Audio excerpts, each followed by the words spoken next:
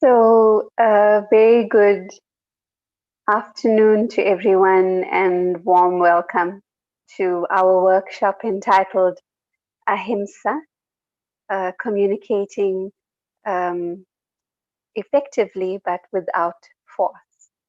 So, we're very pleased that you chose to spend your afternoon with us to explore this vital topic further. And we'd also like to get to know you. The song that we just heard was quite beautiful. Some of you might actually understand both languages, but definitely I think all of us would at least understand the English portion of it. So I just would like to ask you very briefly to type out in the chat your name, where you're from, and what experience you gained from these 3.5 minutes of listening to the song. It could be a thought that the song created in your mind or a feeling that you experienced whilst you were listening to the Ahimsa song. So please feel free, type it out in the chat, your name, where you're from, and your experience whilst listening to the song.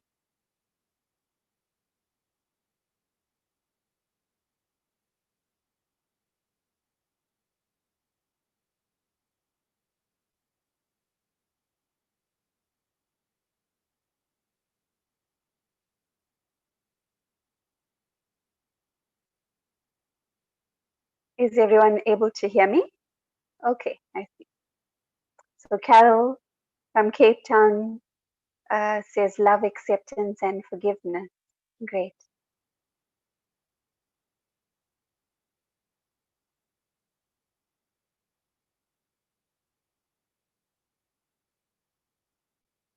Hello, Rose from Josie. Meet you in the air. Yes. Hi, Gabby from Oxford, UK. Song reminds you. Wonderful.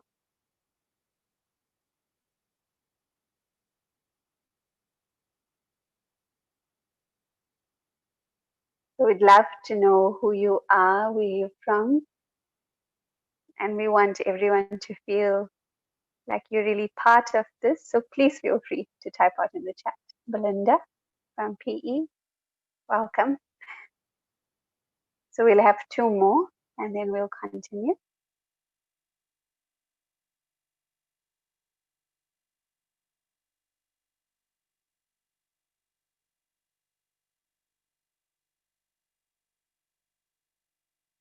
Okay. Seems like our group is very shy and silent. Sonal. Hi, Sonal. Okay. Acceptance and loving unconditionally. Belonging. Oh, hi, Raghavendra from India. Meet you in the air. Okay. So once again, warm welcome to all of you. Oh, we've got someone joining us from the Netherlands also. Okay, that's great. Okay, thank you so much for your contributions. And now I want to officially and very, very warmly invite, welcome all of you and invite you to the air, like the song says, to this workshop. My name is Divendri. I'm from Musgrave in Durban, and our other hosts for this workshop are Gabby from the UK, who was originally um, with us in South Africa, but now she's spread her wings and she's in the UK, and Sister Pratibha, who's now based in Johannesburg. So the three of us really have the pleasure of being with you for this afternoon as we explore this topic of Ahimsa with specific regards to communication, more effective communication without using force. And as all of you uh, might already agree, communication is really the cornerstone of everything. It's the foundation of relationships, and it's relationships that actually govern the world and create the experience that we have of life as we know it. We live, work, play for each other, with each other all the time. And I really feel in my heart, this is my own feeling, that all of us, we we have a valid message. We have an important message, something that's very important to us. And the way we convey it is sometimes where the breakdown occurs, and the way it's received is sometimes where the breakdown occurs. And so communication is really that art of, on the deepest level, understanding a better way to convey the message that's closest to my heart, and a better way of receiving messages that are close to the hearts of others. And that's really just a very gross summary, but our workshop is going to really explore this topic in much more depth. And without much or further ado, I'd like to introduce you to our first presenter, who's going to actually take us through the first portion of our workshop, and that's Sister Pratibha. So over to you, Sister Pratibha.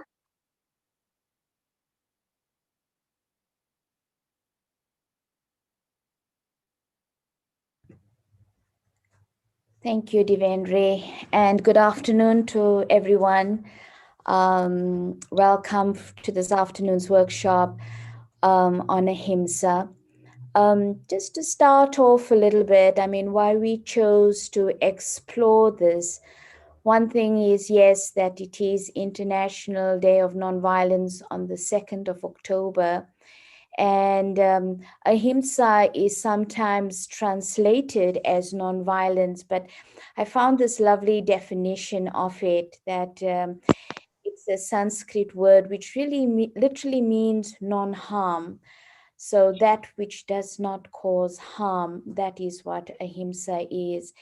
And I think it's more than just our actions, but it really implies the attitude that we hold a sense of well-being both for ourselves and for others, and then that attitude then begins to express itself out in the things that we do and the way we engage with the world around us. And so much of it, in a sense today that we're seeing that on one hand, there is an extended amount of stress that people are experiencing. And I think part of that stress does lead to people reacting with each other. But also, I think this time is also meant that we also begin to learn to take care of ourselves on a deeper level.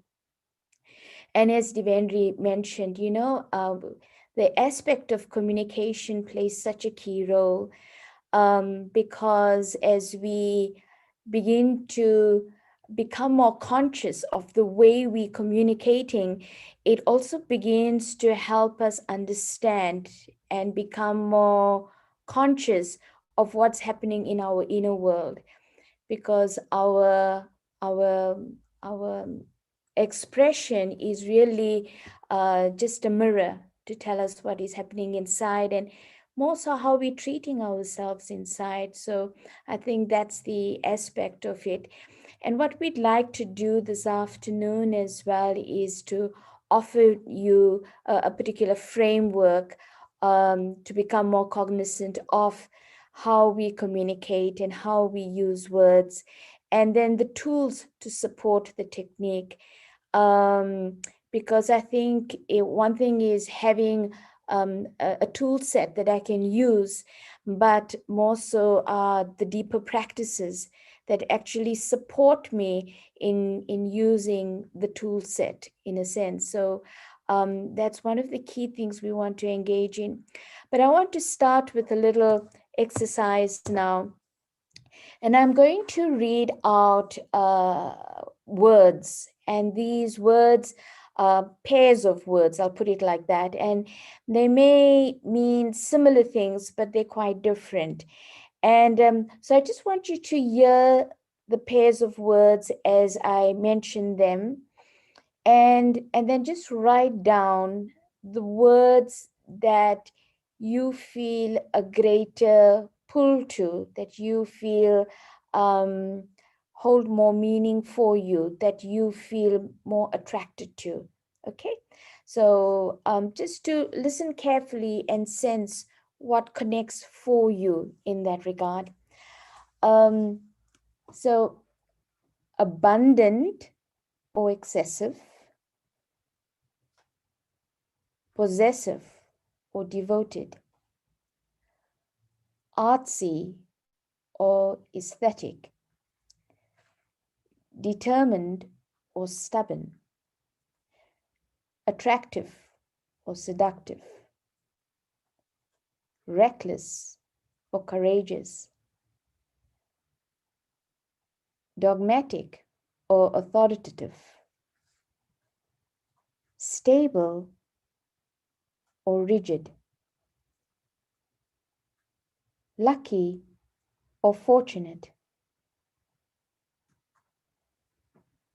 detached or removed, beautiful or pretty, thrifty or cheap,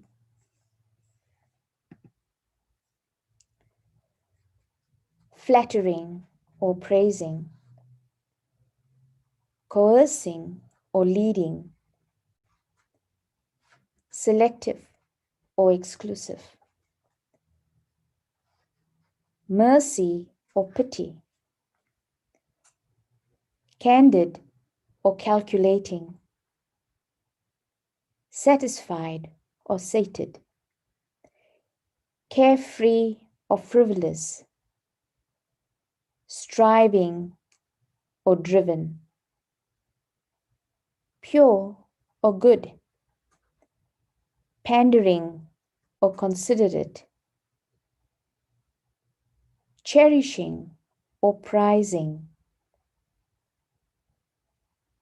impulsive or spontaneous, dependent or reliant. Okay, so I hope you've managed to just write down the words that connected for you. And just if you look at that list of words, those of you who would like to unmute yourself, you're welcome to do that. Or just in the chat, I'm going to sort of highlight some of the words. And if you could tell me whether you selected those same words or not, and why you selected those words. What was your feeling when you heard that word? So just see if any of you chose the word abundant, devoted, aesthetic, determined, attractive, or courageous, authoritative, or stable, fortunate, or detached, beautiful, or thrifty, praising or leading, mercy, candid, satisfied, carefree, striving, pure, considerate, spontaneous. Okay, did any of you choose those words? And if you did, can you maybe just share why you chose those words? Just in the chat or just unmute yourself.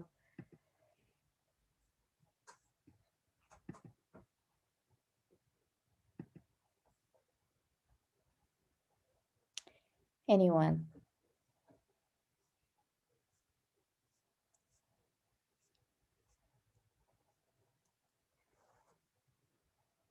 Okay, so Raghvendra shares that Stable yet flexible. Rigid means energy stuck. Okay. Um, right. Yes, Rose is saying yes because the words are about disciplined freedom. That's lovely, Rose. Disciplined freedom. Yeah. Okay. Anyone else? I chose 11 of them because I could relate to them. Also, I felt that it had a positive connotation compared to its other. Right. Thanks, Sonal. Yeah. Those words were very carefully chosen. And why it's important, it's because words also hold a particular attitude.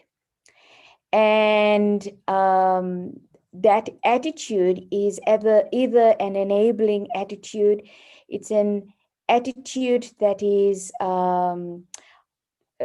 drawing on love, drawing on true power, versus an attitude that is disabling, an attitude that is making small, an attitude that is coming from small thinking and a weaker consciousness. Um, there's a lovely expression that is shared, that compassion is the signature of higher consciousness. And non-violence is the tool to evolve into the higher consciousness. And so, we just see that in non-violence is like even just becoming more aware of the words that I'm choosing. It's actually reflecting the consciousness that I'm coming from. And as I become more cognizant of that and more aware of where it is that I'm coming from, then it begins to facilitate something. It begins to enable something. It begins to, in a way, reflect what we begin to look at as the higher self or the deeper self, in a way. And so this very much ties in with a chart that I wanted to share with you all. And it's the map of consciousness.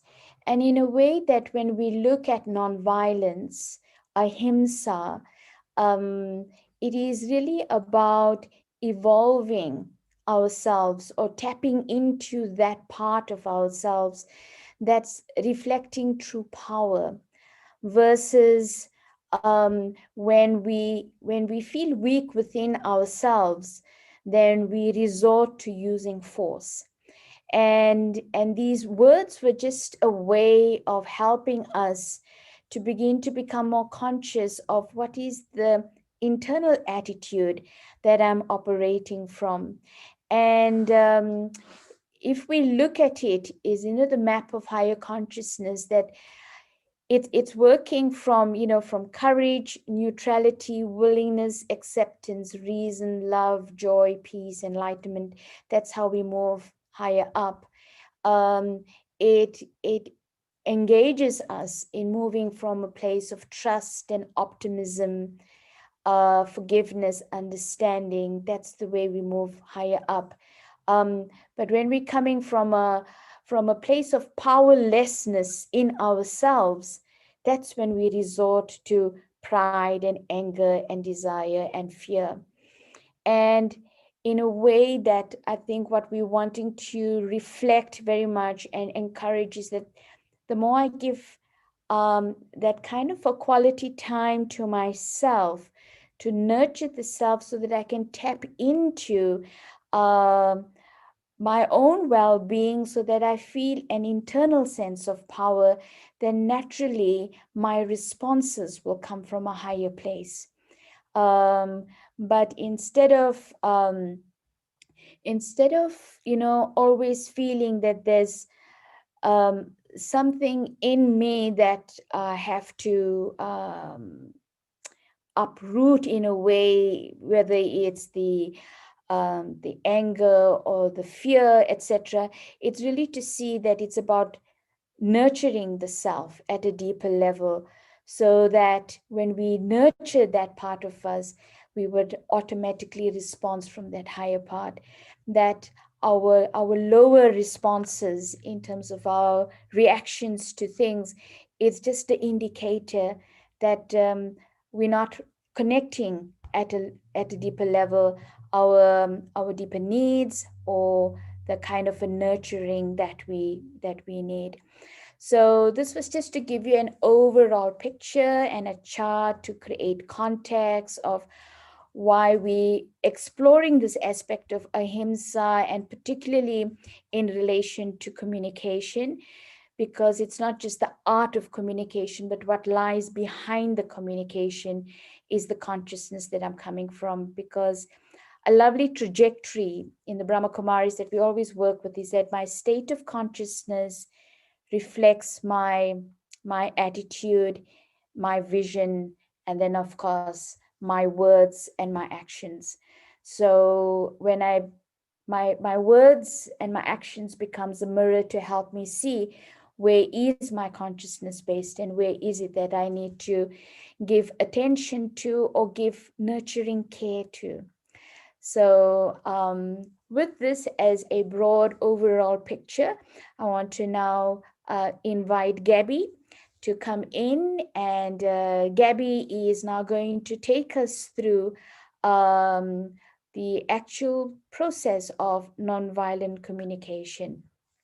Okay, thanks, Gabby. Thanks so much, Pratibha. Can everybody hear me all right? Yes, we can hear you. Okay, Yes, we just can. excellent. Thank you. So just bear with me while I upload the slides again.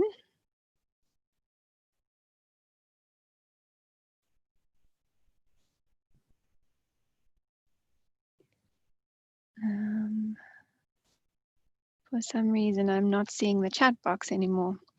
Just bear with me one moment.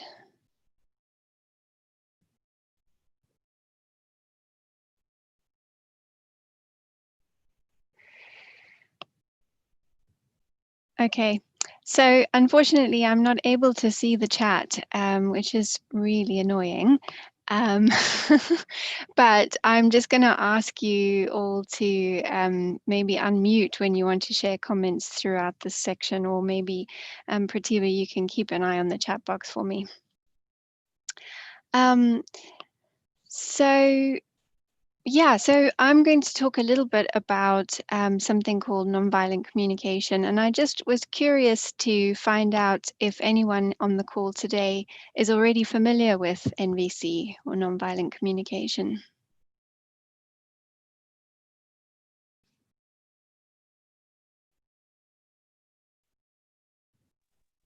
Hi, Gabs. I've done the course about 10 years ago, but I can't remember much of what I've done.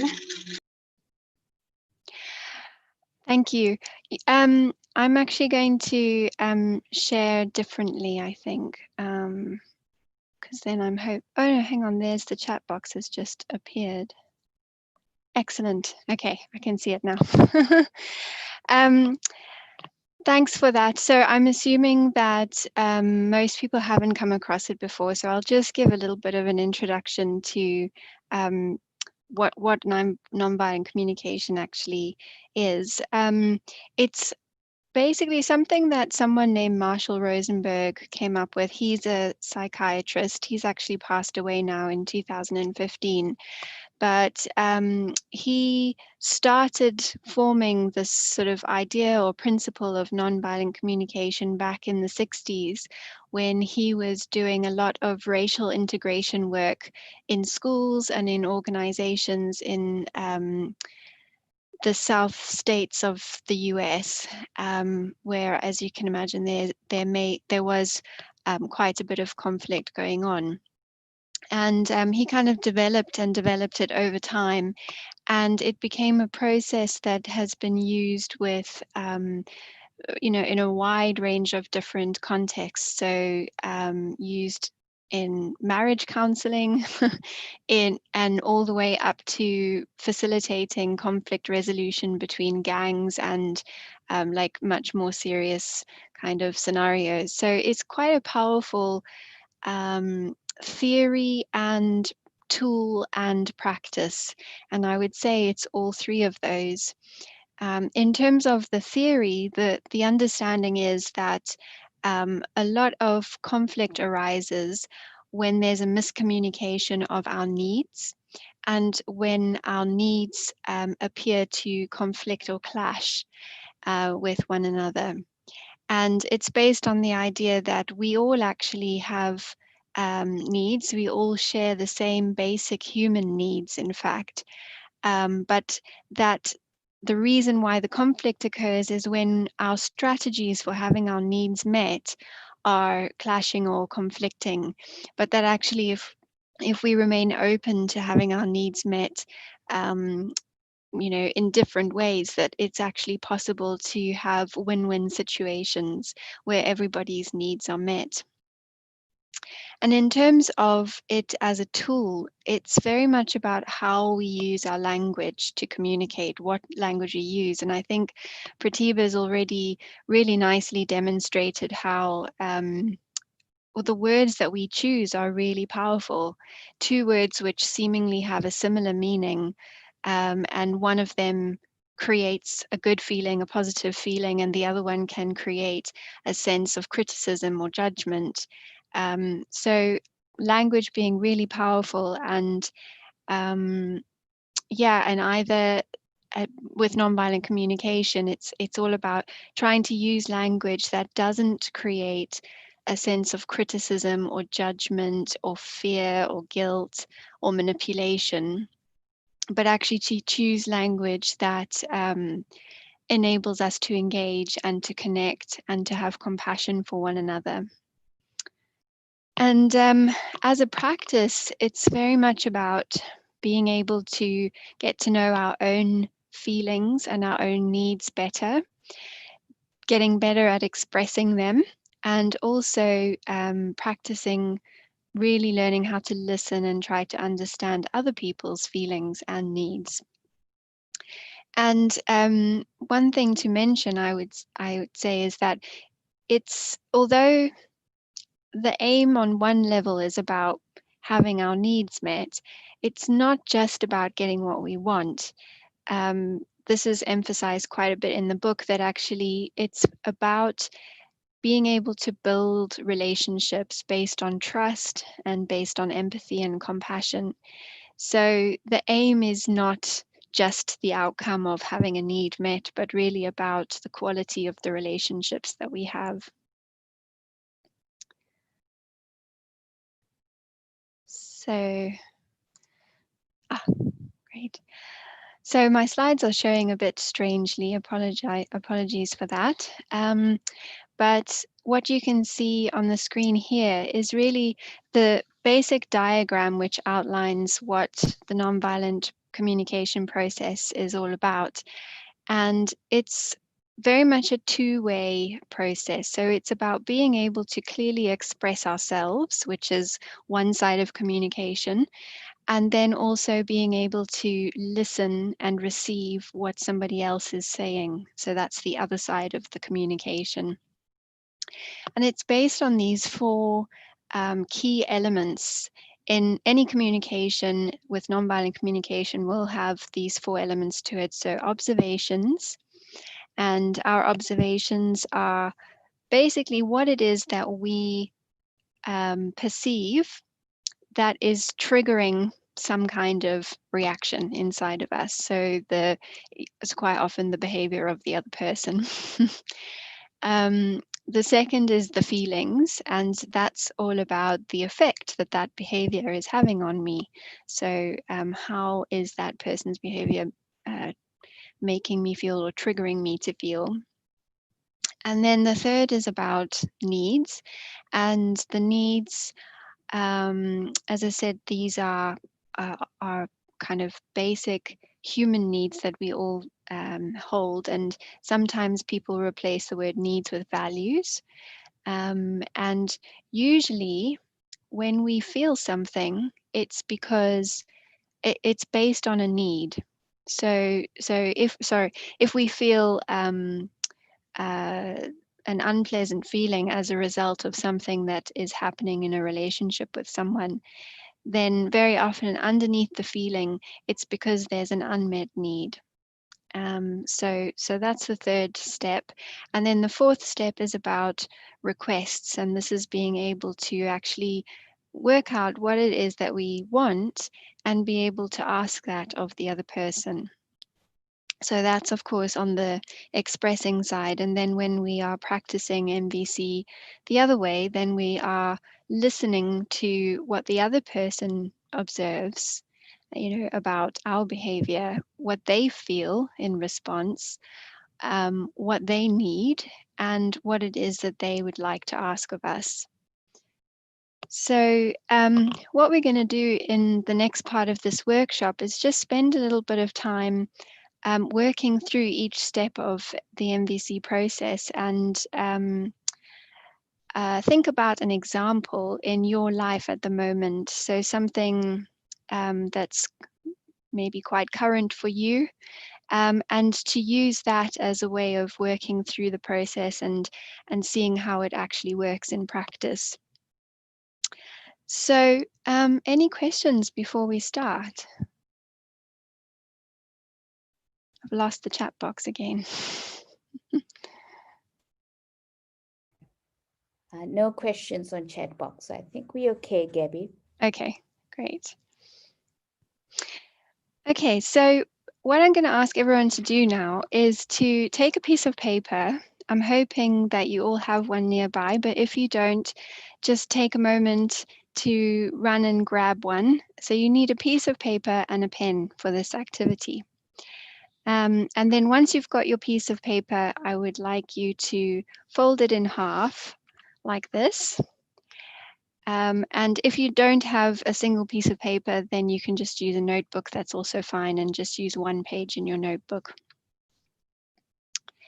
And then once you've got your piece of paper, I'd like us all to think about a situation or a person where there may be a little bit of tension or conflict going on.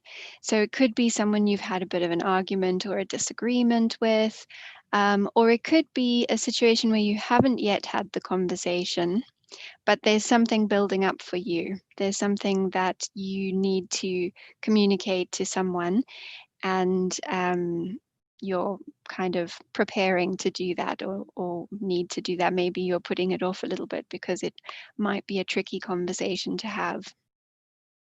So if it's a situation from the past, then I would like you to imagine that you're going to prepare to have that conversation again, or to follow up with another conversation. And if it's a situation that hasn't yet happened, then that's fine. You can just kind of prepare as though you are about to have that conversation.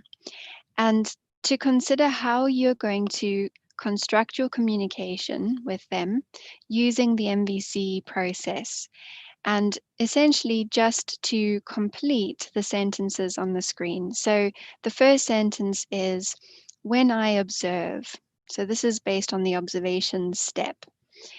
And you might replace the word when I see, or when I hear, or when I notice. You can use any of those words, but it's really important that you start the sentence with when I, as opposed to when you.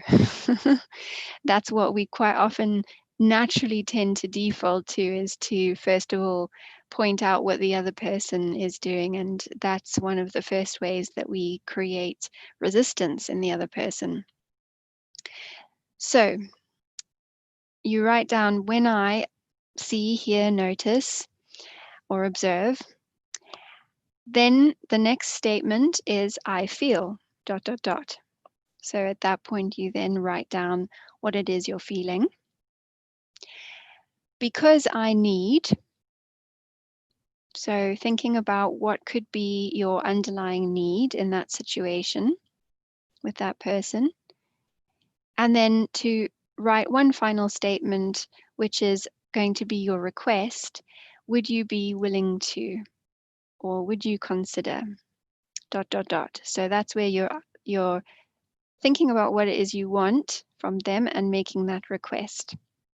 And just to illustrate this a little bit, I'll share with you an example that I've been currently thinking about.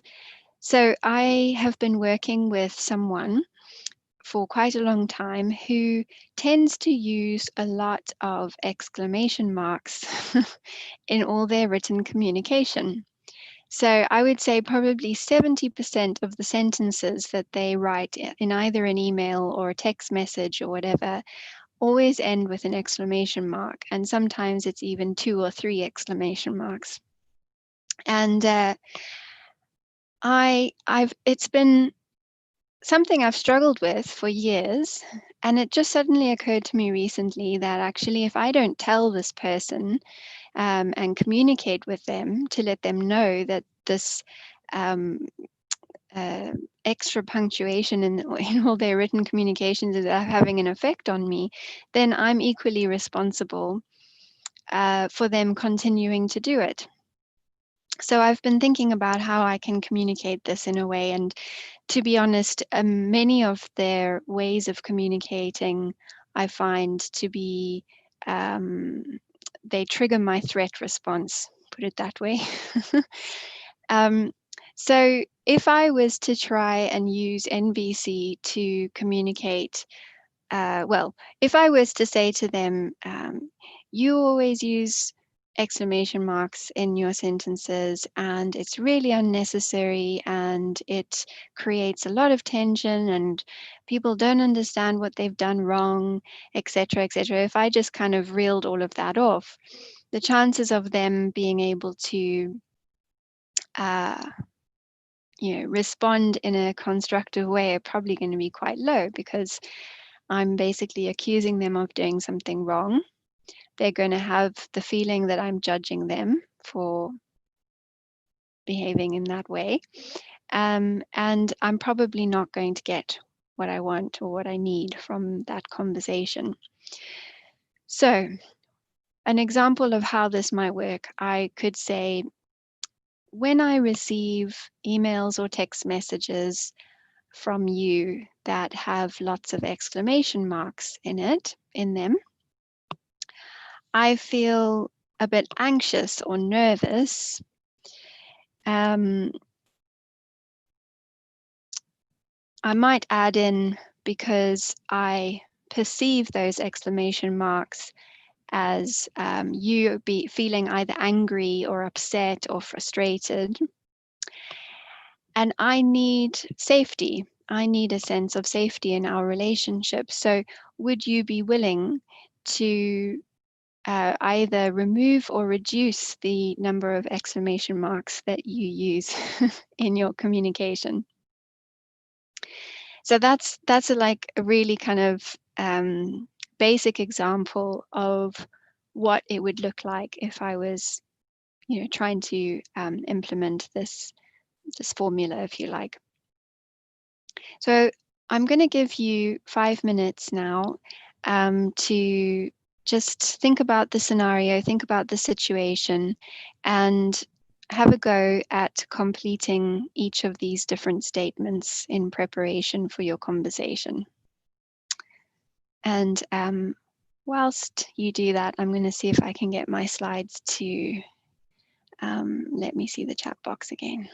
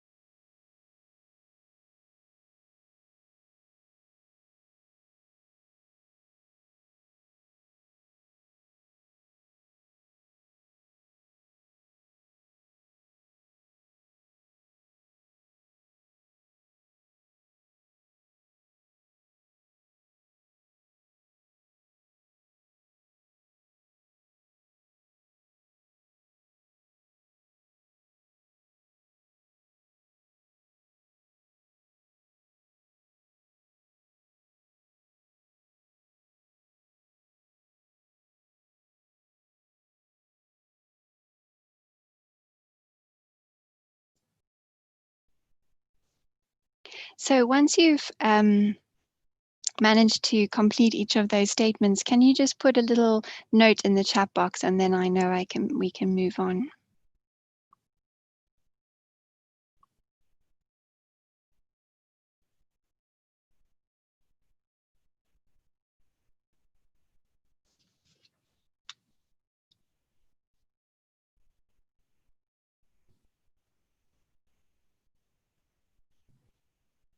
At the moment, I can see the chat box, but when I click on the slide, then it's going to disappear again.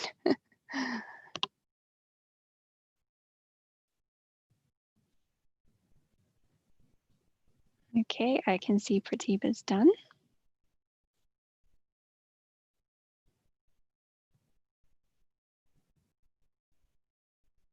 Please feel free to unmute if you have any questions as we go through. What we're going to be doing and talking through is it's really interesting, and it's quite simple, but it's not always that easy to put into practice. Okay, I can see a few more dones coming through. That's good.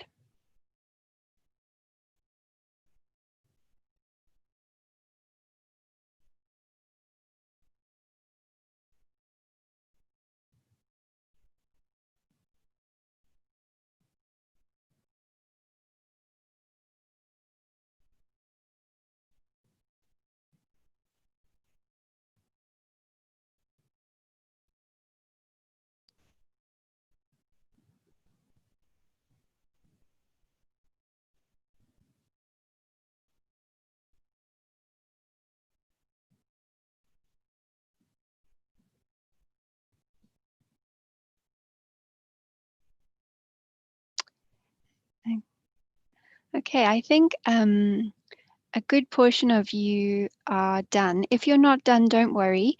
You can keep adding to it and keep working on it. And in fact, that's what I'm going to be asking all of you to do as we go through the next few slides. So hopefully you've at least got a situation in your mind, and you've, thought about what the specific conflict or behavior issue that you are working with.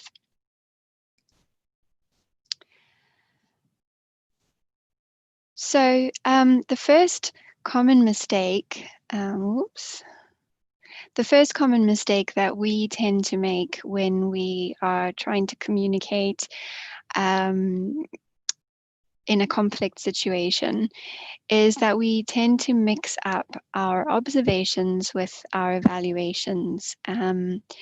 And an observation, you could say, is a kind of neutral statement of fact. So something that you can perceive through your five senses, in fact. So something you see, something you hear, something you observe, something you smell, taste, etc. An evaluation is where we are making a judgment or an analysis about what we observe. And so the observation is always based on a very specific behavior. So an example would be, if I was making this mistake, I might say, when you disregard me. So something someone is doing is causing me to feel disregarded.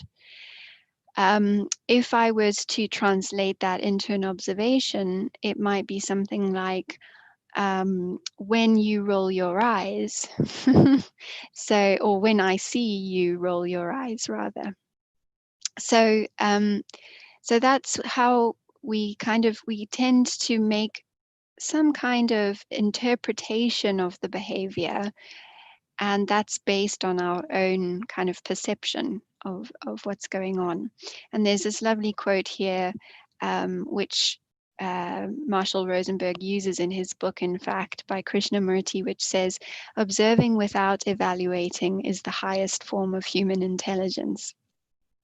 And actually, we don't need to stop evaluating. It's actually quite hard to not evaluate. I think we are to a certain extent programmed to evaluate things and make judgments and analysis.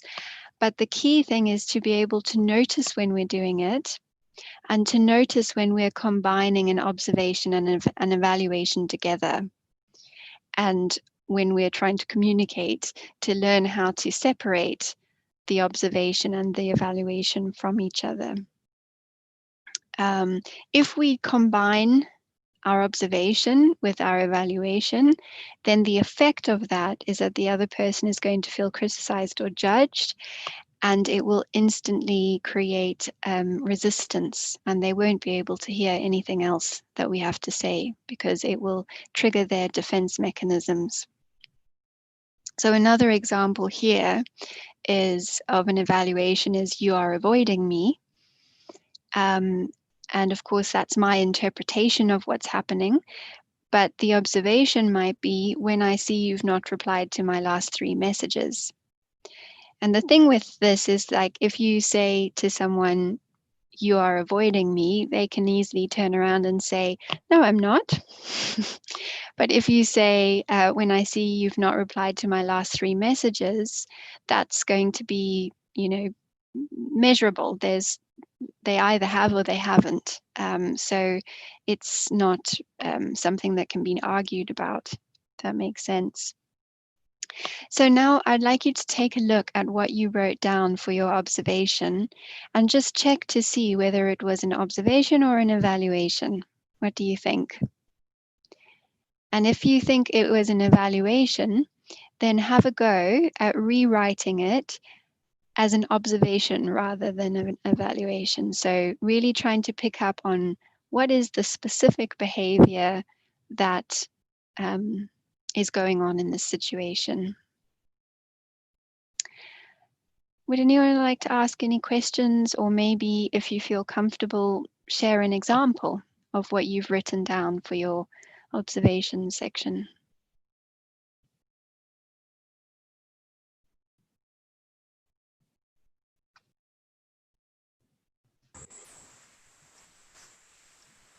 I can share. Great, thanks. When I see that you have stopped communicating with me. Yes, yeah, that is a good example. If you can be even more specific, that always helps. So it's not a generalized statement, but it refers to a very specific scenario or moment in time. So do you think you could make it a little more specific?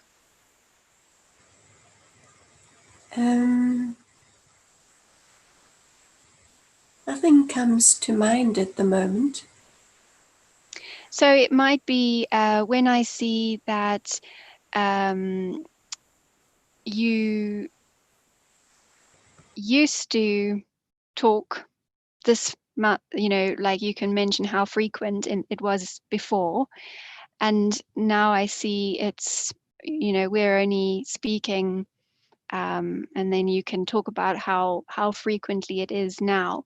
So you're kind of connecting your observation with something quite tangible.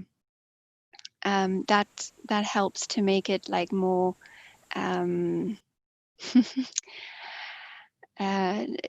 it makes it seem a bit less like an interpretation or an evaluation. And it's, thank you, that it also makes it measurable. Exactly, that's right. Yeah, excellent. Thank you. Any other examples anyone would like to share? Okay, I'll have a go. Great. All right. When you want me to authorize a loan to invest in a meat business and only get the dividend after 5 years. Yes, that's pretty specific. I think that's going to work as an observation. Yeah. Brilliant. Anybody got any questions about their observation that they've written down or want some clarification. Gabby, when you think, when you keep insisting, so I'm wondering whether insisting is an observation or is it an evaluation? Or is it I a would mix of two? I would say that's possibly an evaluation. So you would be thinking about what is the behavior that they're doing that gives you the feeling that they're insisting. So it might be when you ask me, when I see, rather when I, not when you. So when I see that you continue to ask me, or have asked me for the last, asked me 3 times or 5 times. However you've come to that evaluation, it's about trying to pinpoint that behavior. Does that make sense? Yeah. Okay. Yeah. Thanks.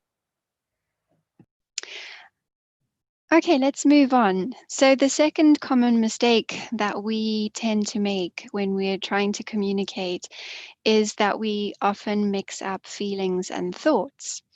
And so the way I've defined a feeling here is that a feeling is the spontaneous response to a trigger, usually felt through sensations in the body. So often we will feel our feelings through sensations in the body. And a thought is a way of making sense of something based on our perception. So we, I think, culturally in society are often not taught how to identify our real feelings about things. And we're also often not given the vocabulary to be able to talk about our feelings very easily. And I would say this is particularly challenging for men. The next one, when we talk about needs, that is one that is actually generally harder for women. But when it comes to talking about feelings, it can be quite hard. We tend to just use words like sad, glad, bad, really kind of simplistic terms to describe our feelings. So one thing is we're not always very good at identifying and then being able to describe our feelings. But also sometimes it can be hard to express our feelings in a conflict situation because it can make us feel vulnerable. And that vulnerability, it can be interpreted by the other person as weakness. So expressing our feeling takes a little bit of courage, and that's sort of illustrated, I think, by the quote on the screen, which says, allowing ourselves to be vulnerable by expressing our feelings can help resolve conflicts. And that's because when we do express some vulnerability, it's actually that starts to open up the other person's heart and trigger their natural compassion response.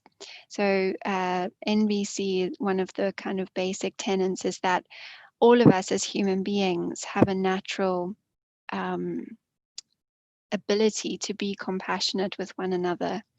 But it's when we feel safe that we can be compassionate. If we feel threatened, then that closes down our ability to empathize and have compassion.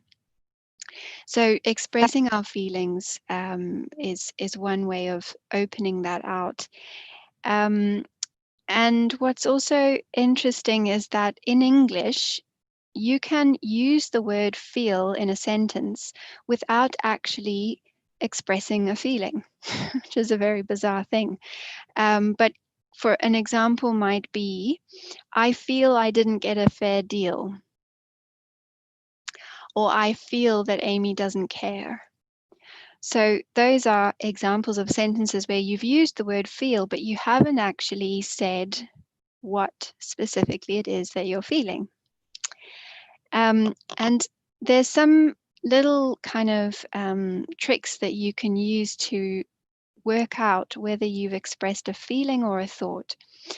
So if you follow the word feel with either that, like, or as if, then that's a clue that you're not actually expressing a real core feeling. You're actually expressing a thought or an opinion based on your perception. So example would be, I feel that you don't care, or I feel like you don't care, or I feel as if you don't care.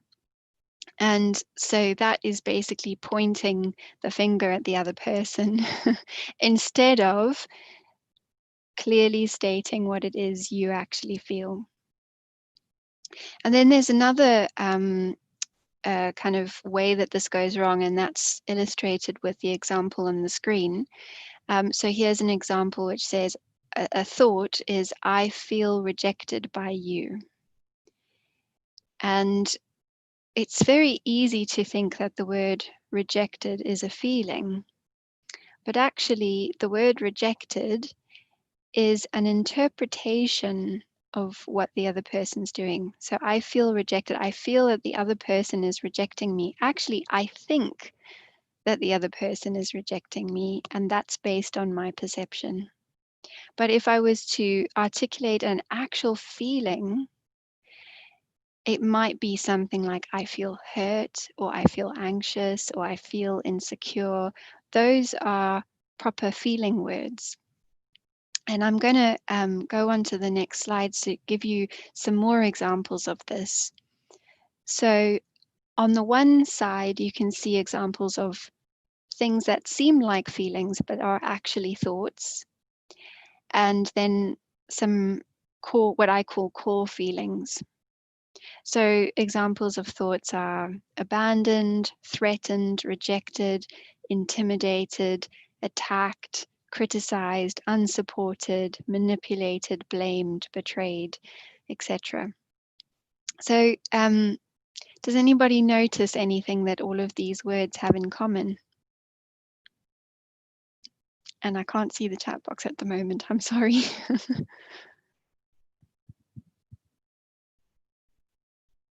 Anyone see a pattern here? It's sort of Gabs, I will read out if anything comes on a chat box. Thank you. Pratibha, I think you were going to say something.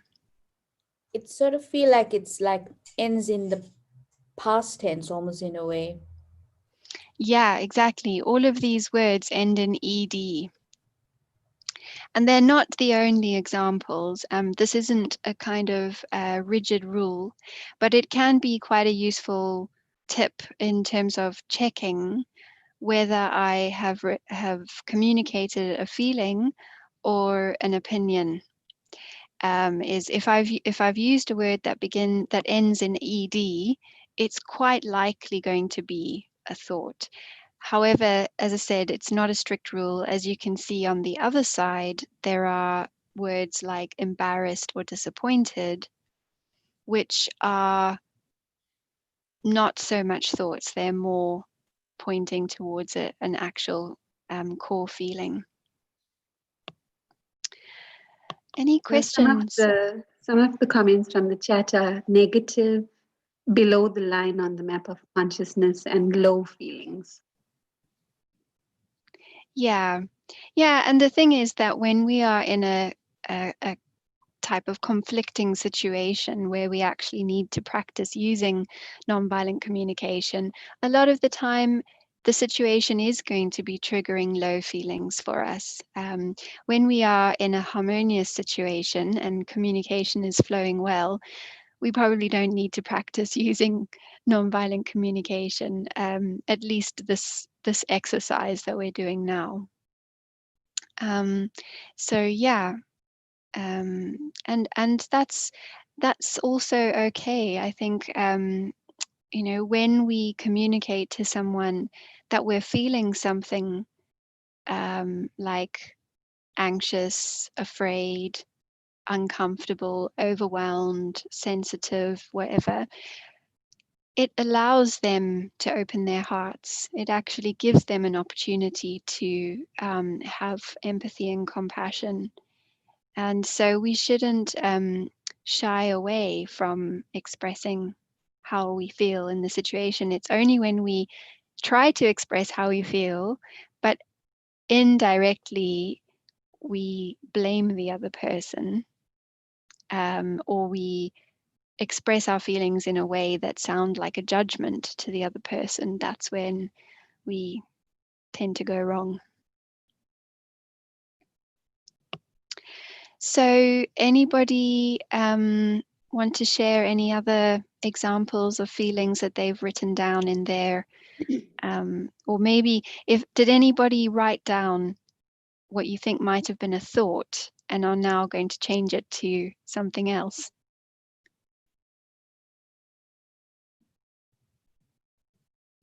Or did you manage to identify a core feeling for that statement?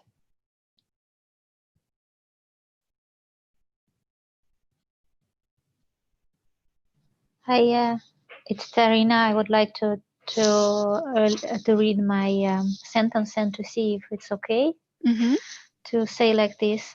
When I hear you complaining, I feel uncomfortable and nervous because I need to concentrate.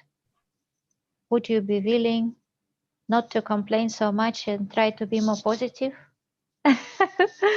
I'm not sure it's in the last part how I can.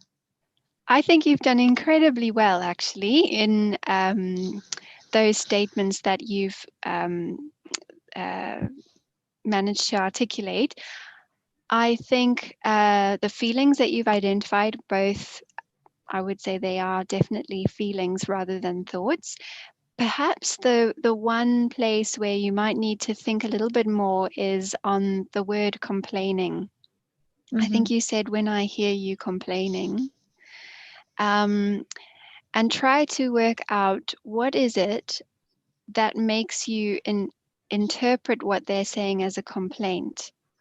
So if you can get more specific again about, when I hear you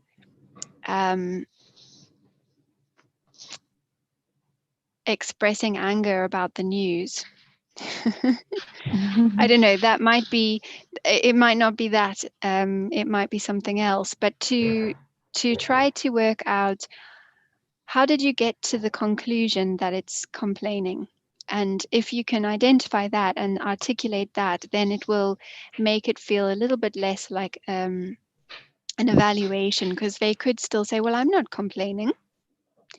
And so you need to get to something that's concrete. Does that make sense? Yes, maybe when I hear you saying, and that what they say exactly, I say that Yes. you are saying this or that. Yes, exactly. That would work. Okay, and this last part, would you be willing? Then it's also not right. Would you be willing not to complain, but maybe would you be willing to try more positive? Or... Well, we're going to actually move on to the requests bit next. So why don't we press pause on that for now, and then we can come back to it in the next section. Is that okay? Okay. Yes, okay. Thank you. Great. Any other questions about thoughts and feelings? There's another example on the chat. It says, I feel disrespected when I don't get follow-up or updates of what's happening. So I would say that the word disrespected is your interpretation of the other person's behavior. It may be true or it may not be true. We can assume that we don't know for sure. So how could you find another word that describes a kind of core feeling? So maybe it might be, I feel I'm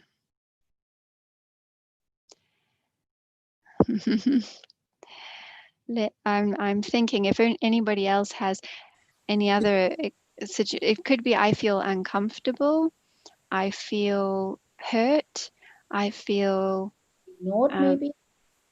Well, ignored might come under the thoughts again, because that's, again, I'm interpreting their behavior as that they are ignoring me. I feel left out. I think that could also be a thought or an opinion. I'm not 100% sure on that one, actually. What do others think? So if I Also sounds say, like a thought. okay, so if I say that I feel insecure, that's my feeling. That's a good one. Yeah. I think if you say I feel left out, it's like telling the other person you're leaving me out. You're excluding me. So I think it's a little dodgy. But yeah, I like the word, it depends, it will vary for each person, right? About what's the actual feeling that's being triggered. You could say, I feel sensitive, I feel insecure, I feel angry. That's also a feeling. The idea is that you use a word that you could feel without anybody else being involved, if that makes sense. Yeah. I'm just going to run through about 6 examples that have popped up on the chat. One is I feel tight in the chest or my tummy is knotted. So more describing the sensation and the body signal. Mm. The next one, it depends on the individual. You could be sad or angry about it. Or I think that was also a response to the feeling disrespected. Mm. Someone also suggested, I feel my views are ignored. And then this is a separate example. When I see your mood changed to quietness, I feel worried that I may have offended you. Can we amicably talk about it in order to find a solution? And someone else just described a feeling, I think from their personal example, horrified and sick. Okay, yeah, I think those are both feelings. And I really liked, can you read the one about when I see your mood has changed to quietness? Can you read that again? When I see your mood change to quietness, I feel worried that I may have offended you. Can we amicably talk about it in order to find a solution? Yeah, and I think that's a really nice attempt, and like there's lots of things in that sentence that I think work really well. To improve it a little bit would just be to say, when I see that you've gone quiet, as opposed to when I see your mood has changed to quietness, just because that could be an interpretation that you think their mood has changed. But the observable behavior is that they've gone quiet, they've stopped speaking. So just to keep it focused on the observation there.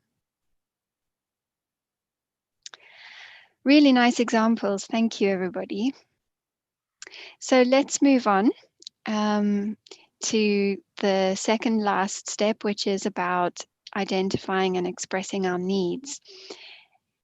And here we tend to mix up needs and strategies. So I've written the definition of need here as being something that we value or something which enables us to flourish, and that we all have the same universal human needs. And a strategy is a particular way that we think our needs can be met. So the example I always think of, one of my own personal examples, when I was house sharing with a few other people, and I used to get really, really upset and frustrated that I was the only one who remembered to put the bins out on a Monday morning for the garbage collection. And I thought that that my need was for my housemates to help me take the garbage out, to take the bins out every now and again so that we shared it. But actually, that was a strategy for having my need met. And the underlying core need, what I identified later, was that I needed support, and I needed to feel that they cared about me. Support and care were actually the real needs, and them taking the bins out was a way that expressed to me that I interpreted that they were supporting and caring towards me. And yeah, what tends to happen when we have an unmet need is that we often will express it in the form of a judgment about somebody else's behavior, because we want them to behave in a way that meets our needs. And instead of stating what it is we need, we make a statement about the behavior that we're not happy with. So we might say, "You never understand me," but that is really hiding the fact that I have a need to be understood that isn't being met. And the quote here is, "Judgments of others are really alienated expressions of our own unmet needs," which I find so powerful. And of course, when we express our needs in the form of a judgment or a criticism, we instantly make the other person get their defenses up and their resistance, and they feel that they have to defend themselves or justify or prove to you that they're good because you've sort of made some sort of attack.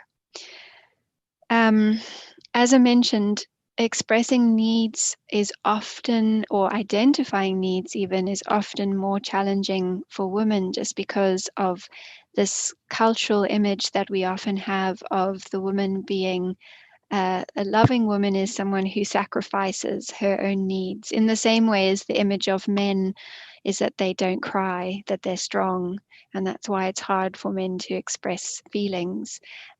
It's also can be really hard for women to express needs.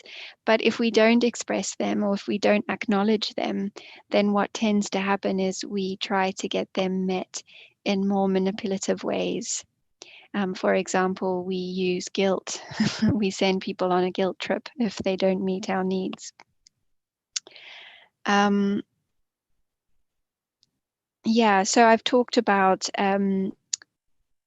this mix-up between needs and strategies. So strategies being the way we think our needs can be met. And there's usually more than one way.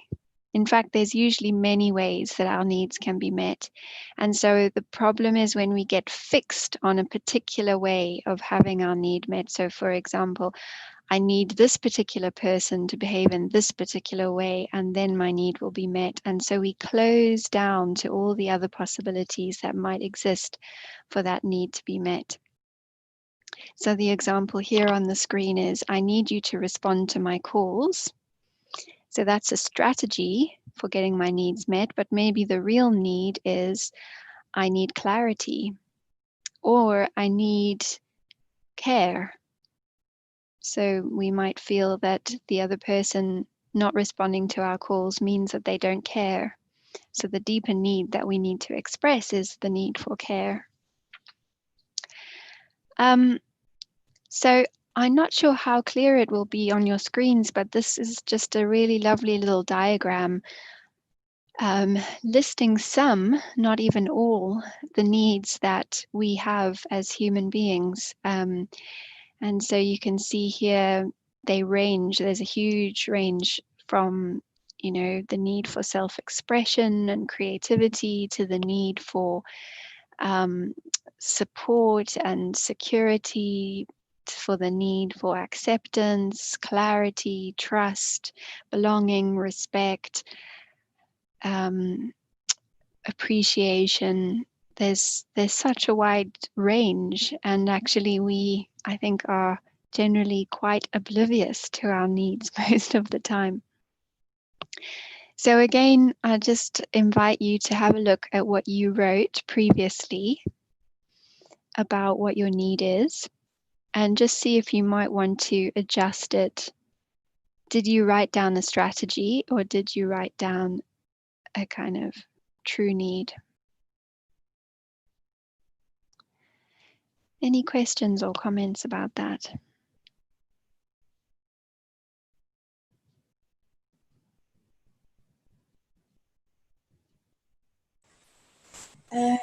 Yeah, I wrote, I need to feel a flow between us. But that doesn't really express the need. Any ideas? So I think it's about examining what the word flow means to you. You know, what is incorporated in that word? Is it about openness? Is it about consistency? Yeah, consistency. Is it about acceptance? Even it could be even more than one need. That's also possible sometimes. Is it about trust, respect? You know, Inclusive. I'm not sure about that. Inclusive. Yeah, it could be. Any thoughts, Belinda, about what that word means for you? Those suggestions are helpful. Can you remember the first one you mentioned?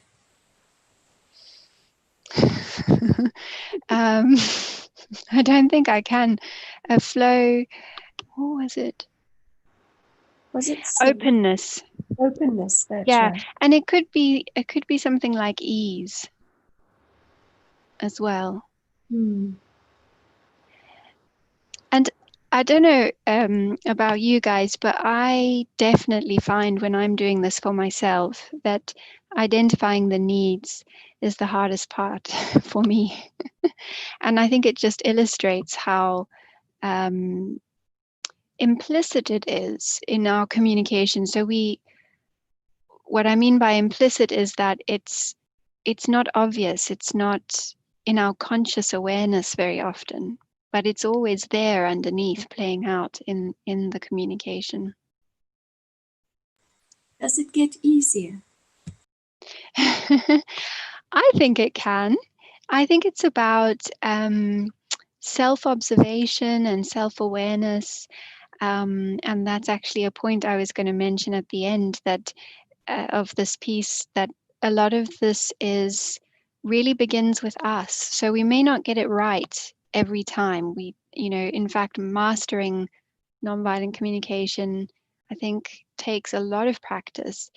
But the more self-awareness we have about our feelings and our needs, that immediately will help communication when we come to expressing it with other people. If we're not aware of it, then that's kind of where a lot of the challenge comes. Sister Gabby, I just have a question. Sometimes you find I may be very sweet on the outside, but you as an individual can sense, I don't know if you call this perception, it's my perception, that the body language is not in keeping with what I'm saying. It's very difficult. And when you know that this is not true, it creates a feeling of being uncomfortable, a feeling of mistrust, and a feeling of being, what can I say? A feeling of being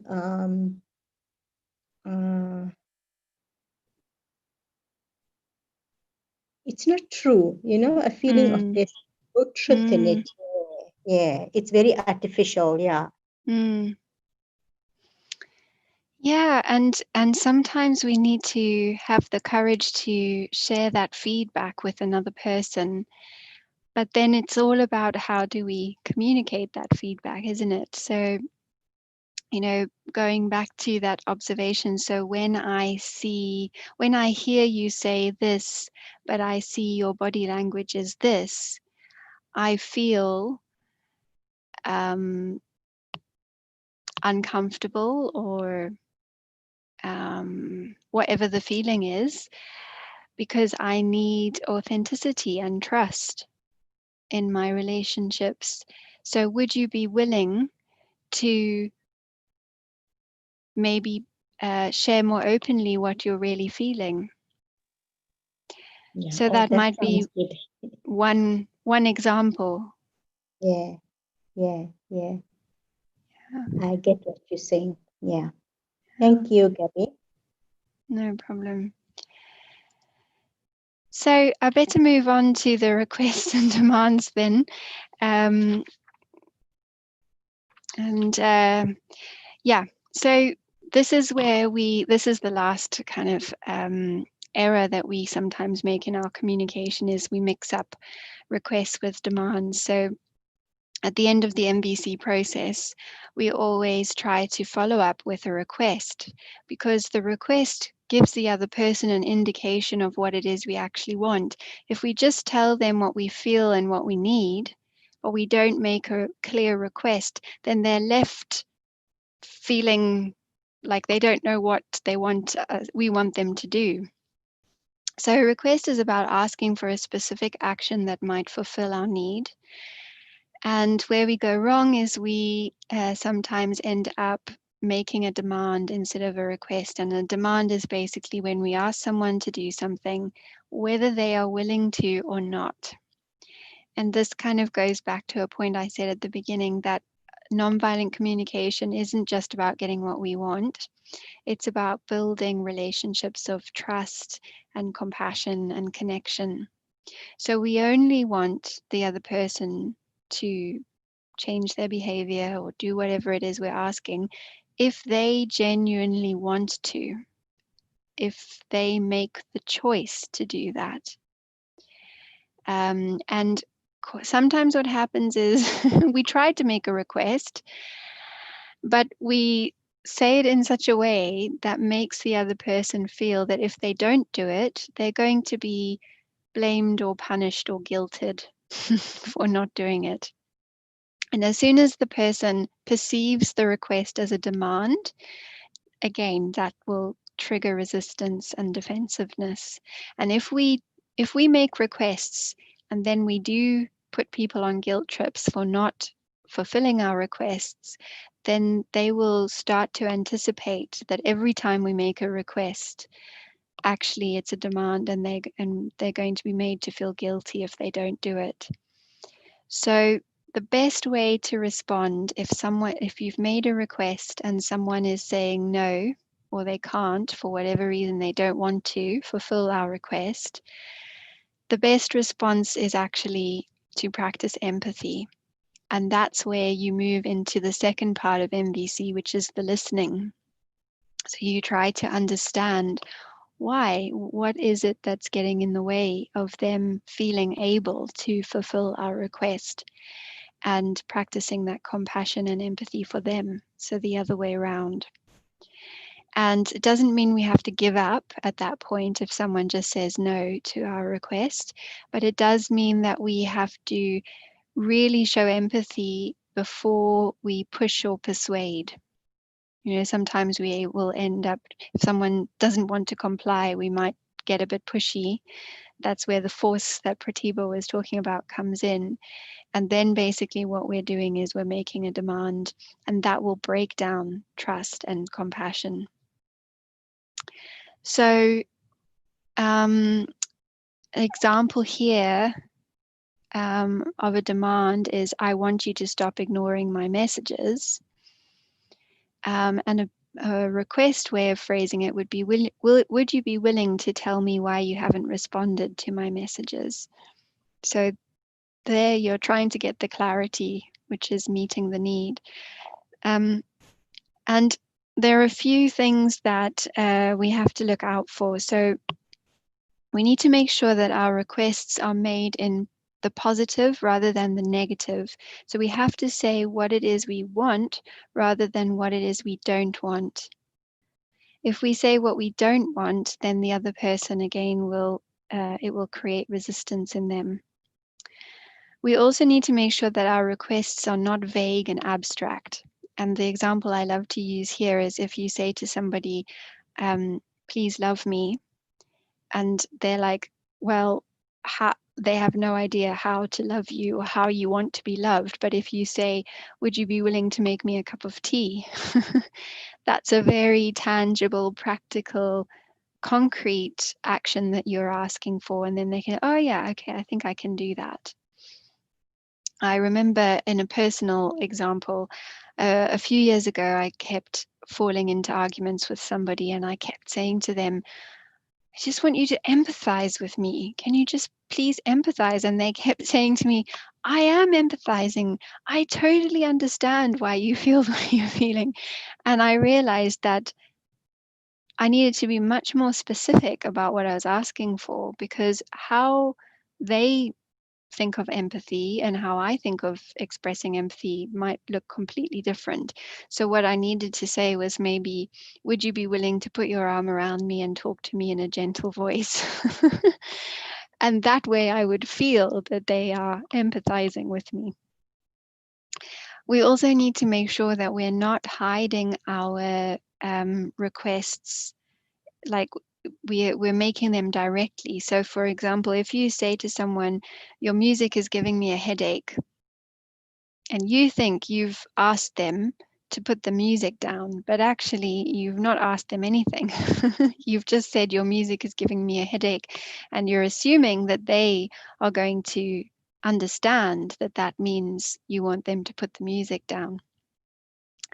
And the last thing to be careful of is not to phrase your request as a question. So an example of that would be, why don't you go and get a haircut? So that request is kind of, the other person is likely to perceive that as you having a judgment about the way the hair is or whatever.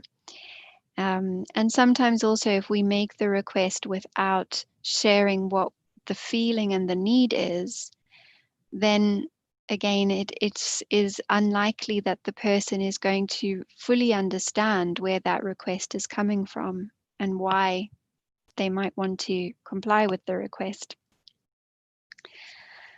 So I'm going to end there, let you kind of figure out your requests in your own time if you need to make any adjustments to them. But just to finish this section by saying that, as I said, MVC is really powerful. It's quite simple, but it is quite challenging to master and put into practice. And so not to be hard on yourself to think, you know, oh, I have to get this right now. We are constantly learning and we're constantly experimenting, and to just, you know, keep trialing it and then learning from the experience and then going back to it to trial it again. And I think sometimes just having the understanding of what we've just gone through, that alone, even if you can't put it into practice in the heat of an argument with someone, but just the understanding alone helps you to either become more aware of your own feelings and needs, to reflect on conversations that maybe didn't go so well and to try to understand why they didn't go so well and what you could do differently next time. And then also to prepare. So sometimes we underestimate the value of preparing for a difficult conversation. And this can be in work or at home. Sometimes at work, if you're a manager, you might have to have difficult conversations with people too.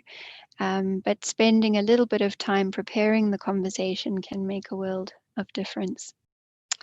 So on that note, Pratibha, are we going to take a 5-minute break, or do you think we should just plow on given the time? I think we should plow on, because the next is we're going to let them break out for a few minutes. So maybe we'll do it for 6 minutes, not for 15 as we originally planned. Sounds good. So what we're going to do now is give you all a little chance to chat and to think about the question on the slide here. So what do I need to further develop or support me in applying these principles of nonviolent communication? So what we've just talked about is kind of some skills, some theory, some practice, but what is it that will actually enable you, do you think, to be able to apply them? So I'll leave you, Pratibha, to put us into groups. Yeah, sure. Thank you.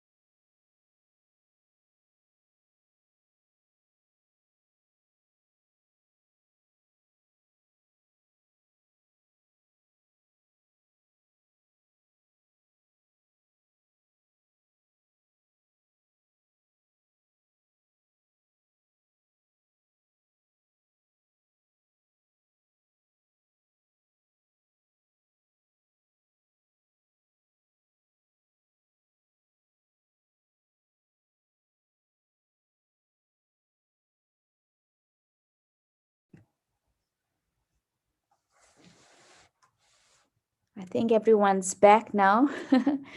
um, in some ways, I think we would have preferred more time, Gabby, for that little bit. I think it was nice to just reflect on, what got stirred for each one of us as we were just reflecting on the process. Yeah, so it was great. So we're going to move on now to the next bit.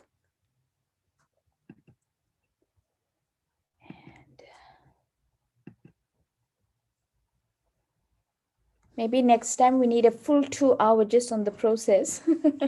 I know. I'm really sorry. I had no idea how much time was going by because I couldn't see anything on my screen. It's okay. It was great. It was valuable, though. Yeah. I actually appreciate that we did it in depth and had a chance to really understand. Yeah. Great. So based on what we explored with Gabby, the next thing we just wanted to do was just some tools that we wanted to explore.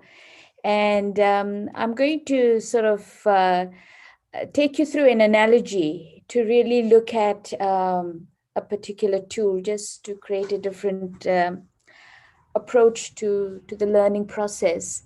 So the analogy really very much is on the left, you see their knight with a shining armor on a horse, ready to save the world that he feels is his mission in life. And if you look at it, he's up on a hill, and far across he sees a tower, and in the tower he can hear a voice shouting out for help. So being the knight and knowing what his purpose and his sort of mission in life is, off he goes, following the path to get to the tower to help whoever is stranded in that tower. But along the way, he comes and he's faced with a dragon. And so he fights the dragon to try and get to the tower, but the dragon is a lot stronger than him. So he has this huge battle, and he manages just to get away and save his skin because the dragon's a lot stronger than him. So he takes some time and he recovers himself, and then he tries again and fights the dragon. And again, the dragon attacks. He fights the dragon, and again, the dragon is a lot stronger than him. So, what do you think should the knight do? What do you think should be his strategy? Obviously, he can't express his needs to the dragon because the dragon won't understand. But what do you think his strategy should be to try and overcome the dragon? Any thoughts? You can put in the chat or unmute yourself.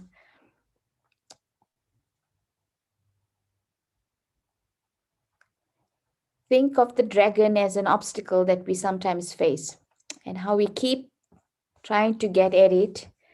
And so, what should be the strategy? Okay, Carol is saying mount the dragon. Well, I'm not too sure he's going to get that right. Face the dragon without using force. The dragon hasn't done NVC or the meditation course, so he's not going to be able to respond without force. Okay, Carol saying give the dragon something to eat. Okay. Okay, Rose is saying tell the dragon, hi dragon, my role is to save the world. Okay. Okay, Carol is saying wait till the dragon sleeps. Right. Great. So just catch the dragon by the horns, so to speak. Face it. Well, that's what he's been trying to do. Face the dragon and fighting it, but he's not getting anywhere with it.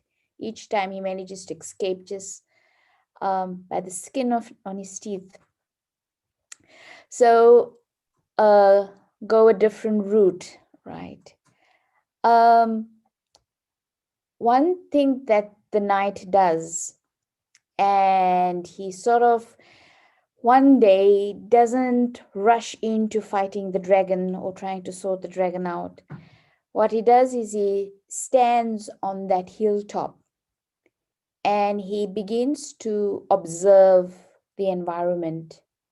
And it takes time to observe the environment, maybe a day, maybe a few days, just to watch what really is happening, to take a bigger perspective. And he notices one thing, that one day he sees a man coming from the village on the top with 2 buckets of food, and goes and drops the food on the path of the dragon. And when the man goes away, he goes to the man and asks him, "What are you doing?" And the man in the village says, "Well, because the dragon had been harassing the villagers feed the dragon every few days. So the dragon stopped harassing the village." And so the knight then says, "Would you mind feeding the dragon in a different spot so that the path to the tower is cleared?" And so the man said, "Yes, definitely. Why not?" So then the dragon is fed on a path that is different. The path becomes clear for the knight to get to the tower and save whoever was in distress. So the point of this little analogy is that many times we have the skills and we try to apply them, and we try to apply them even harder, and we even try harder, etc. But it's not the skill that's the issue. Sometimes we need to just stand back and observe. And observing on 2 levels, observe what is actually happening around us. And I think that first step of observation versus evaluation is such an important thing, because so often we jump into conclusions of what we think is happening. But it's actually to step back and observe. And I like using this practice of observation on 2 levels. One is observing what is happening in the world outside of me, but also to take that moment of pause, and sometimes several moments of pause that I need to give time to also observe what is happening in the world in me in response to how I'm seeing the world outside of me. Because when we take that moment of observation, it offers us a broader perspective. It offers us a bigger picture. And then we can begin to see different approaches that can be helpful. Otherwise, we keep trying the same approach and we don't get anywhere. And then we get disheartened in ourselves, that maybe we're not applying the skill properly, or we're not strong enough, or we're not good enough, or it doesn't work, or whatever. But actually, just giving a bit of time to step back and observe so that I have a broader perspective. And that then offers different opportunities and different approaches, and also how I can apply my skill more effectively. Okay, so just to remember this whole thing of taking time and stepping inwards and just taking a moment to be an observer rather than jumping into conclusions of what is happening, and be the observer not only of the external environment, but also an observer of my internal environment as well, to really understand what's happening. Okay, so that was one tool, and I'm going to now ask Devendri to take us through to the next aspect. Devendri?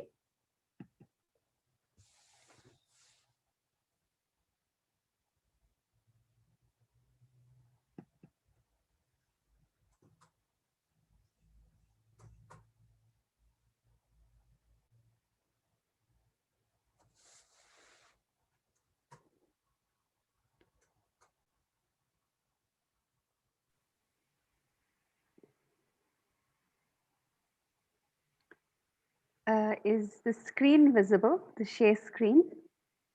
Yeah, we can see it. Yeah. Okay.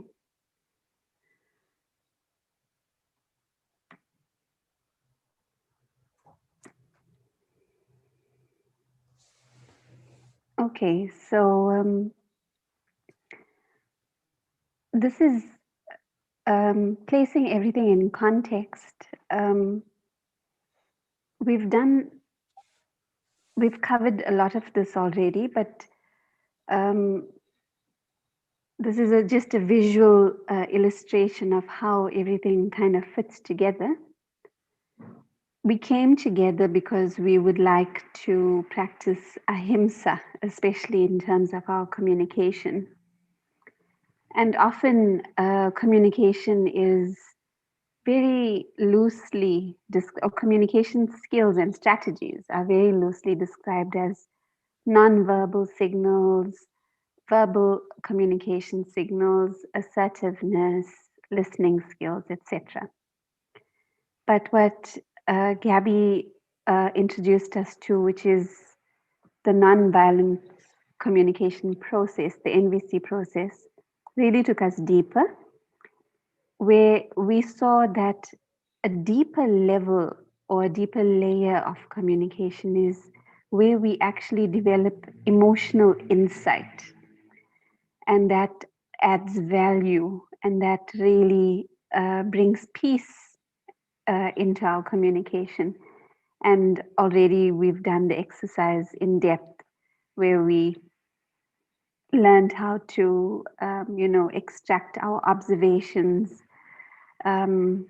feelings, make requests rather than demands, and identify our needs.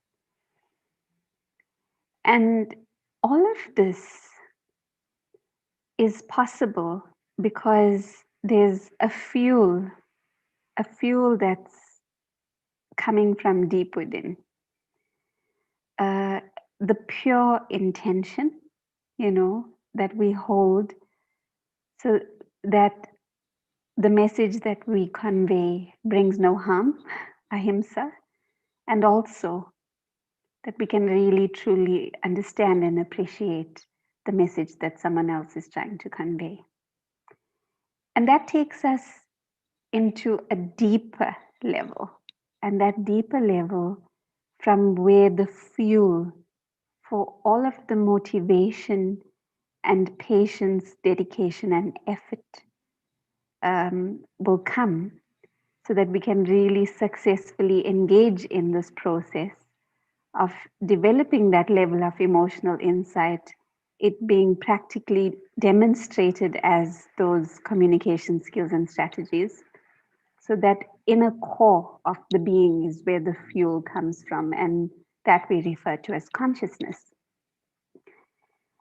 And Sister Pratibha already described one method by which we can really start to access our pure consciousness, which is to be that detached observer.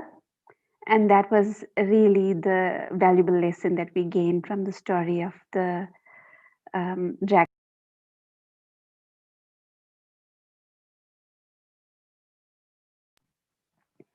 And moving on further, there's various ways in which we can, or methods in which we can access consciousness and also understand consciousness.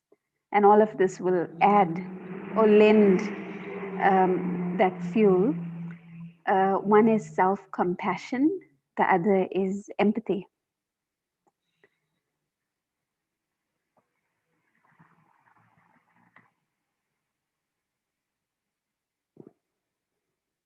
So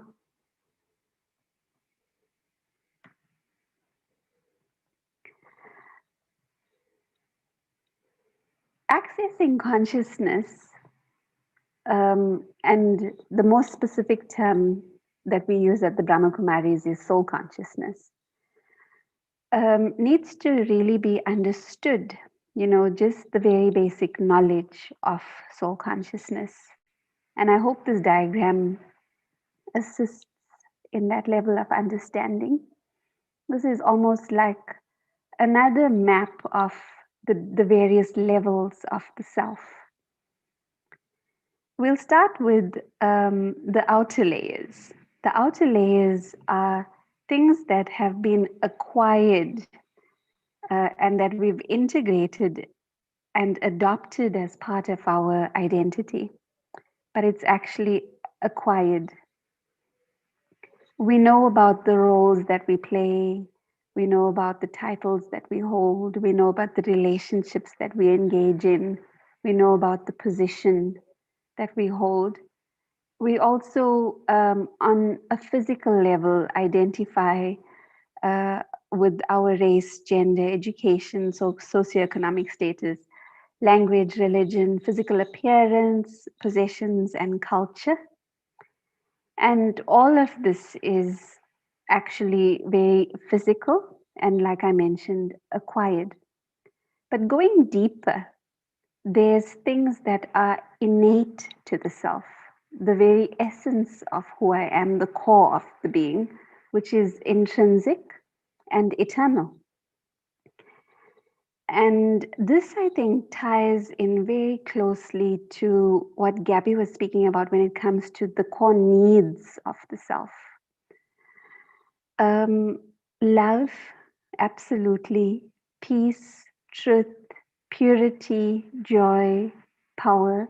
All of this is innate to the self, and this is actually my core aspect of identity. And very often, we wish to experience these qualities or values in the more outer layers of our identity, you know, in the roles that we play, in the relationships that we engage in, through the titles and the positions that we hold. And the easy way to do it, the shortcut, is, you know, using force. And when we use force, in a sense, it's going against that original nature of the self. The shortcut route, things like anger, things like arrogance, you know, it's the total opposite of love and peace, truth, joy. And force is also external force or brute force, gross levels of force is very different to that innate level of deep spiritual power, which is very gentle, gentle but impactful. So this is actually coming into the true original understanding of the self as that being, and separating the identity now from the acquired levels of the self, which we formerly thought were who we were. And when we do that, then the intention of expressing myself in communication can be more closely connected to my original state. So my communication can then directly carry the fragrance of love, peace, truth, purity, power, and joy, whilst I'm operating very efficiently within my roles, title, relationships, and holding certain positions. And that's the intention. So this is the method of using soul consciousness whilst I play my part on a physical level. And the next tool, which is honing in on those very core qualities of the self, I think all of them packaged together. Definitely love, together with peace, together with spiritual power, together with truth, together with joy, can be expressed as empathy. And you know, for me, empathy is when I really have the intention of generating or exuding the best of myself from within and connecting to the best of the self of the the other, whoever it is that I'm engaging with in my communication or interaction. And it's practically demonstrated as listening, but listening with a very beautiful, within a very beautiful atmosphere. And empathetic listening is when I'm really seeking to understand the soul that's in front of me, not just focusing on the words that they share and the message that they're relaying. Definitely not trying to prepare my rebuttal as they are speaking, or my counter argument, or whatever it might be, but really just wanting to absorb, like I said, more than what they are saying. Being able to identify what their soul needs are as they are communicating. Sometimes the people, or actually most of the time, the people that are communicating with us might not have gone through the NVC process. And so the type of communication that might be coming our way will probably carry energy that is in contrast.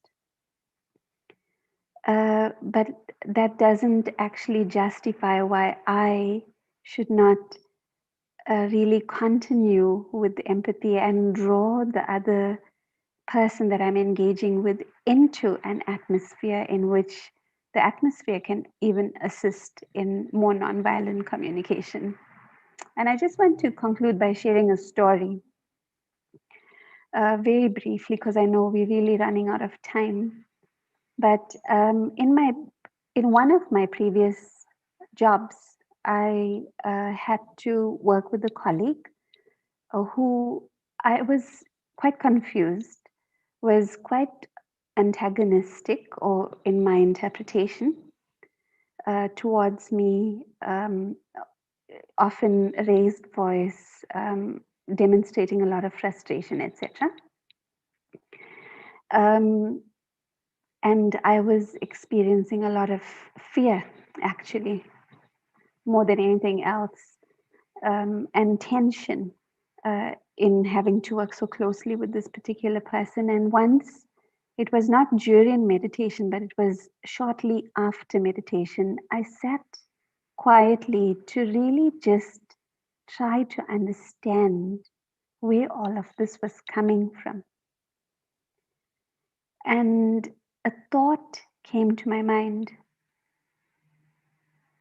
and it was actually about a third person, the boss that the both of us, myself and my colleague, were accountable to and used to report to. And for some reason, that intention that I had of wanting to really understand the soul and where the behavior was coming from, so that it can be neutralized, at least in my heart, it helped me, because I began to see that the love and respect of the boss was paramount to this particular individual. And I was actually fortunate enough to be a beneficiary of the love and respect of the boss, more than the colleague. And so I just grew to understand that it was not personal, it was almost a pain. I actually could feel the pain that the other soul was experiencing. And so on my side, compassion just started to flow. And somehow in the interactions, initially, there was still the raised voice and accusations, etc., things coming like that. But because from my side, the fear and the tension transformed into compassion, and I was no longer personalizing it, did change the atmosphere, and it actually created a friendship. Ultimately, we became friends, and we still are friends.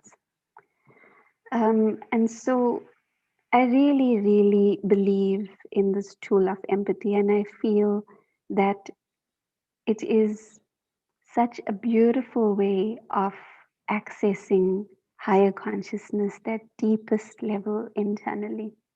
And through that access of the higher consciousness, it can really filter through all levels of our communication, impact on the emotional insight, as well as impact on the skills and the strategies that we employ in our communication. So I'd like to stop there.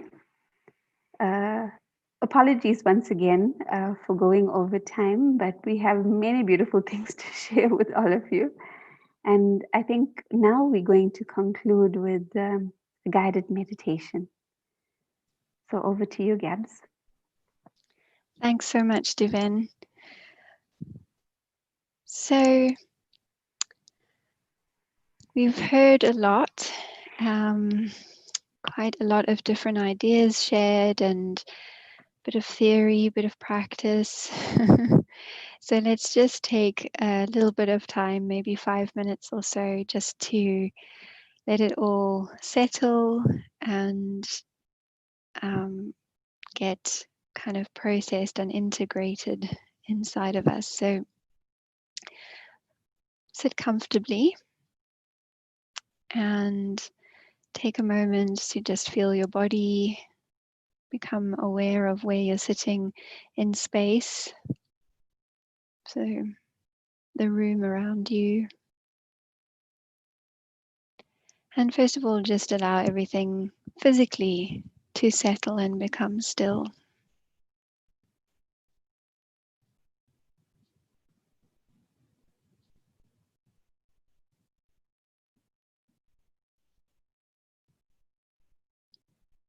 And also then gradually allowing everything mentally to settle, become quiet inside.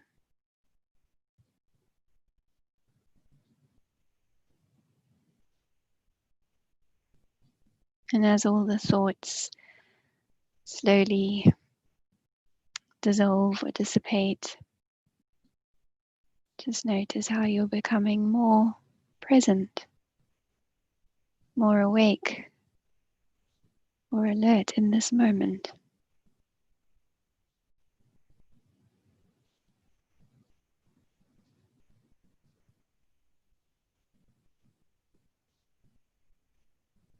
Maybe more able to tune in with yourself right now.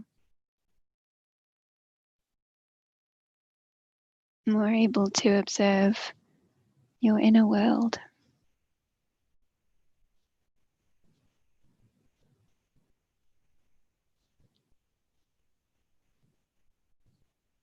And in this stillness and quiet moment, we're able to perceive a little more clearly our deeper feelings.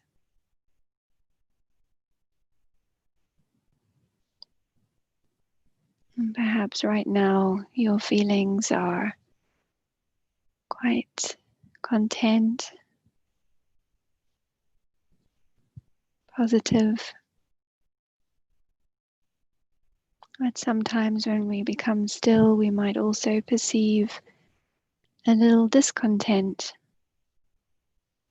or a feeling that's maybe a bit uncomfortable. And in this stillness, we have the opportunity to really have empathy and compassion for ourselves, to really embrace whatever it is we're feeling at any moment in time, to hold ourselves with deep respect, understanding, gentleness, to let go of any shame we might feel about our feelings.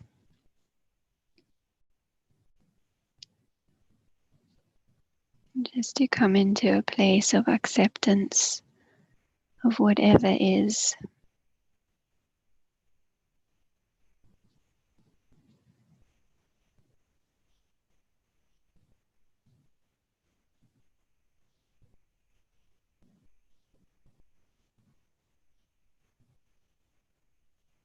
And from that stillness and acceptance and love, we are more able to trust that all our needs can be met, to have deep faith that there is a benevolent force that is supporting us, that wants to allow us to flourish and to be the best that we can be.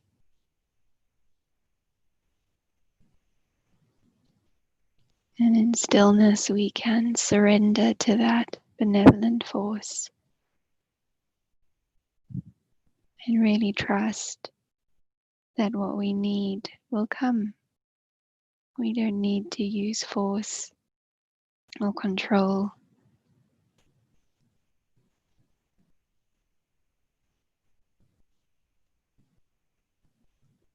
Just that deep sense of faith that we are being taken care of. And in that surrender, we can allow things to flow, to unblock any blockages, allow ourselves to receive and be taken care of.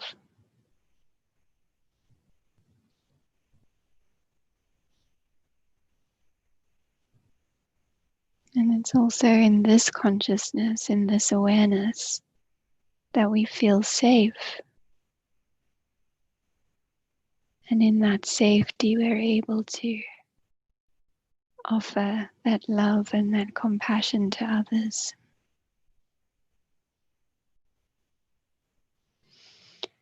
So in my daily meditation, in my daily practice of stillness, let me just come back to this again and again.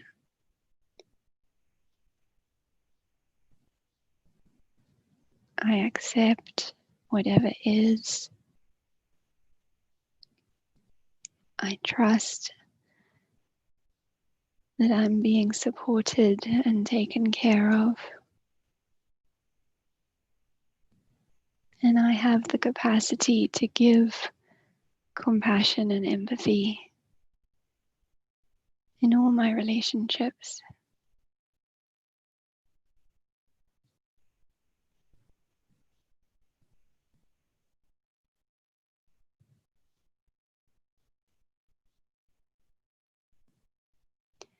So let's take this awareness with us into the rest of our day, our evening,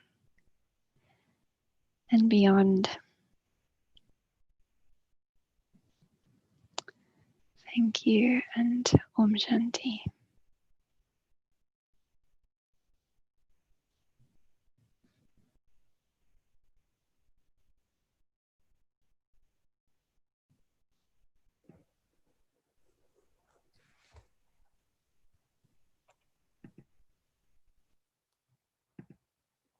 Thank you, everyone. And just on behalf of everyone of the team, just to say, I hope you enjoyed this afternoon and found it useful with some of the tools that Gabby has shared and what Devendra and I shared. And so, yeah, all the best and take care. Om Shanti.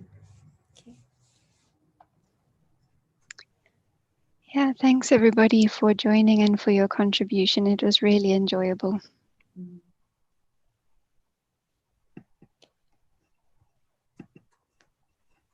Thanks all and take care.